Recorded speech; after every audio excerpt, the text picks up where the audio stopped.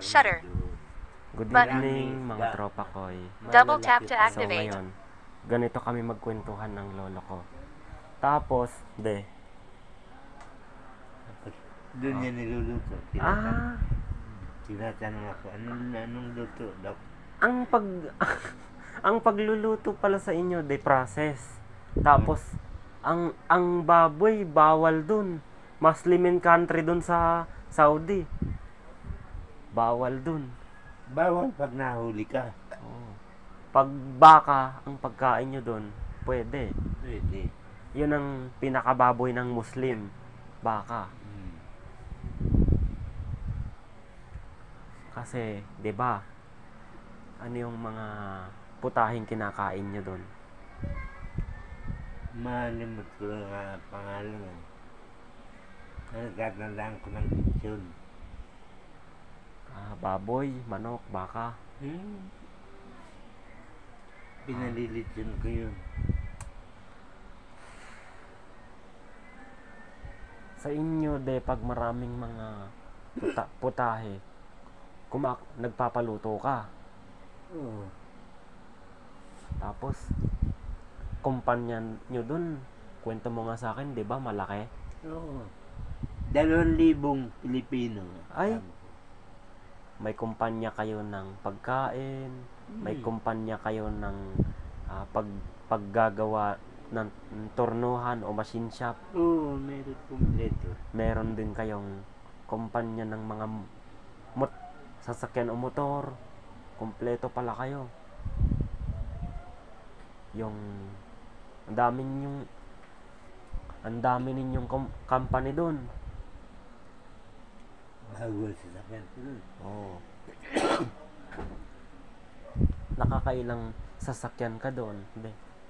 Sinakay ko nga si lulang mami mo eh. Oo. Namasyal kami. Oo. Ikaw ang nagmaneho papunta. Oo. Feeling ko parang ikaw lang ang mas natuto. Hindi. Ha?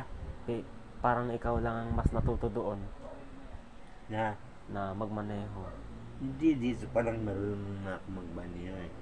Kasi driver din ako ni Father para po. Dito?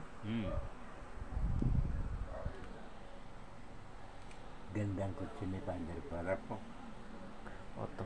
Dapat pala, nagsabay pala yung trabaho mo noon eh. Doktor at saka automotive. Hindi ako pwede sa automotive. Doktor lang ako. Sa mga may sakit. Isa lang. Kasi may mga ibang doktor na sabay-sabay ang trabaho. May mekaniko ng mga motor, may mga mekaniko ng mga automotive, ng Mayroon si Luis mo yun. mga car, yun. Car, motorcycle.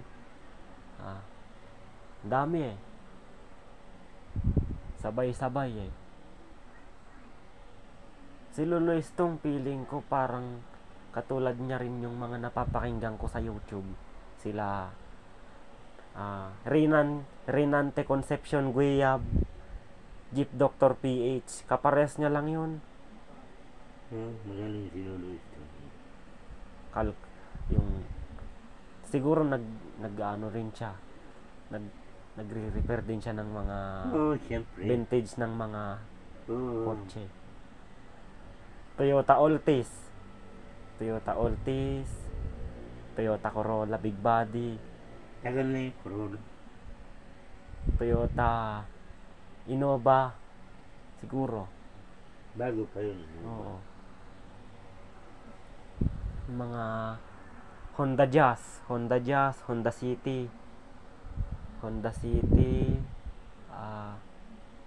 Karamihan kasi sa mga sasakyan na lumalabas ngayon, mga bago. Meron sa Cavite, meron silang wagon. Wagon pero Tagal na yun. minivan. Wagon. Minivan. Sana kung may nabibili pang Fox ngayon. Meron po. Makakabili ka na lang ngayon. Second hand na lang. Kasi yung iba, kuba. Kumbaga, nakukuba yun. Kuba daw kasi yung Fox. Pero marami pa namang napapalitan sa kanya. Kasi sa mga napapakinggan kong video there, like doon kay Autorans. Si Autorans kasi kino-convert niya ng karburador ng 4K, yung Pux. Kaya mas madaling pag-convert kasi gusto nila bago na.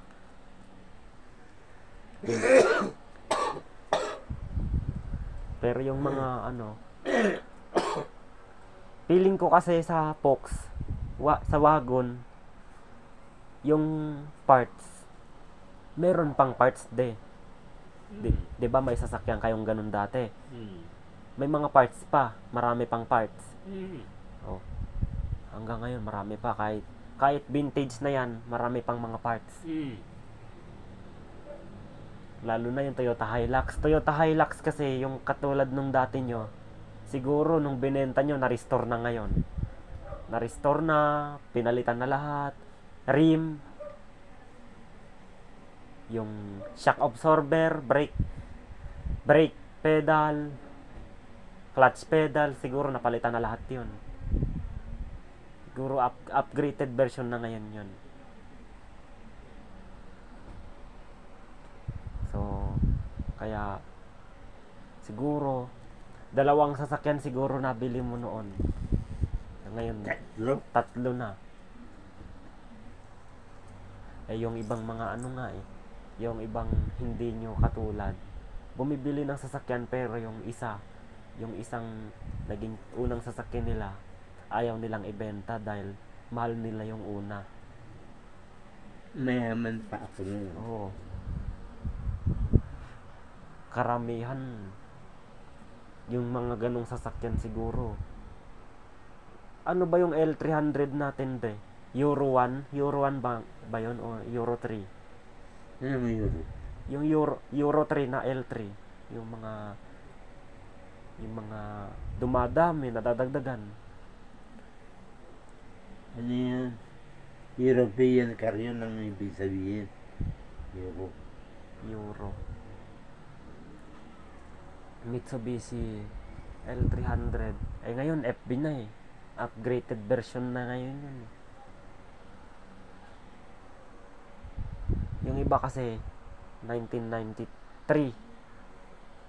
Tulad sa atin, 'di ba 1993 yan? Pero 1994. Pero nabili nyo yan, maliit pa lang ako. 2010. 3 years old ako nun. 3 or 4. Hingin ko 'di ba? Maliit nung pinanganak ako, nandyan pa yung pick up nyo. O yun. 6 1 7 2 8 3 9 4 10. Nagdesisyon kayo na ibenta yung pick up nung Hindi ako nagbenta na. si Lolo Istong na.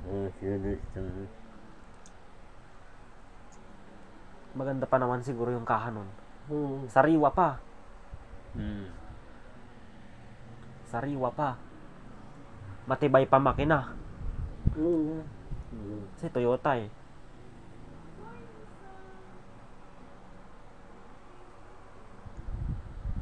Karamihan sa panahon ngayon gusto Montero.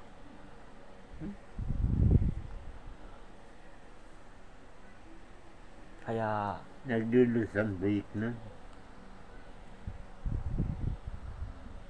Kaya mas nagugustuhan yung Montero kasi ayaw nila ng L3, ayaw nila ng mas malapad. Montero kasi 7 lang sila magkapamilya na umaalis. 7, 8, 9. Parang sa Revo, Toyota Revo, same lang sila ng seater, 7 seater din yung Toyota Revo. Okay, mga tropa ko. Yan, tanong mo kay mami mo. Hanggang dito na lang. Yan yung 300. Kinargahan ko yan ng 25. Ay! Ang dami! Siksikan kami. Dami! Ginawan truck.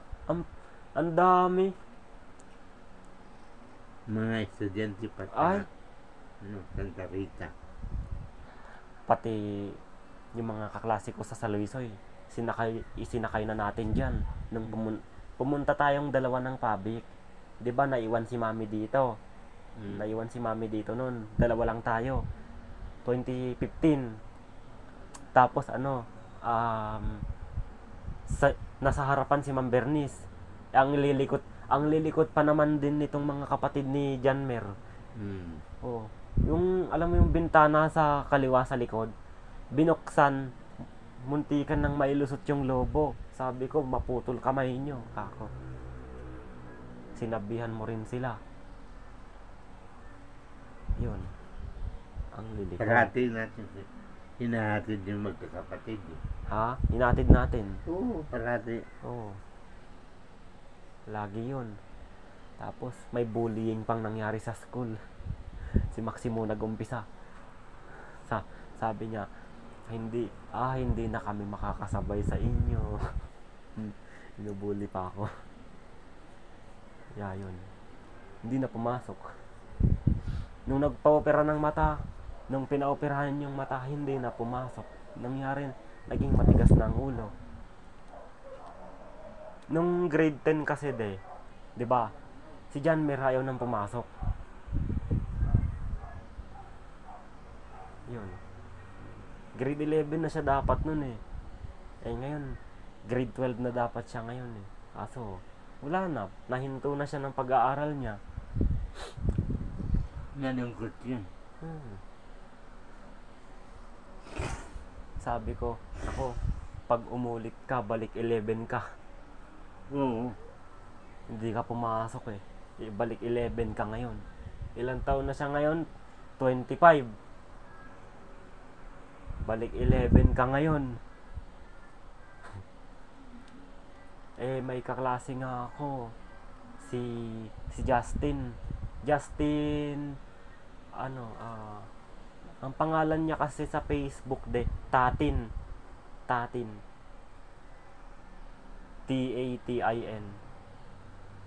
Tatin. Kaya yung pamangkin niya o yung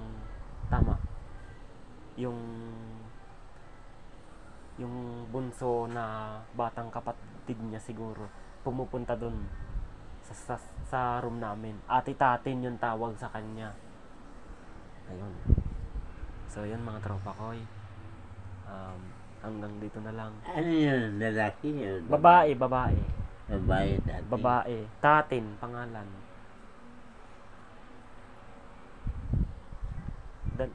Dalawa kasi Justin yung sa school namin eh. Yung isa, Justin Milan. Yung isa naman, babae. Isang lalaki, isang babae. Dalawa yun. Si Justin kasi, 19 na siya eh. 19 years old na siya eh. Magto-20 siya, October. 2005 siya magkaedad lang kami. Kaya ako 2006, bali 19 ako. Pero may kaedaran ako na malayo sa akin. 20 years old siya. 2004 siya pinanganak eh. Louis Alagarmi. Alagarmi apelido.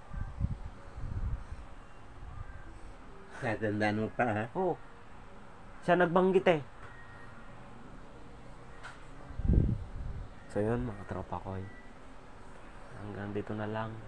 Napakasaya na naman ng kwento namin ng lolo ko. Kasi pag sobrang sumaya yung pag pinapakanta niya ako ng ako ay may alaga. Blackjack yun, modelong charing. Kaunahan mong natutunan yun. So yun mga tropa ko yun. Ano na ngayon yun? Ako ay may alaga. Ako mapayat. Payat na. So yun mga tropa ko, hanggang dito na lang. Maraming salamat po. Bye-bye.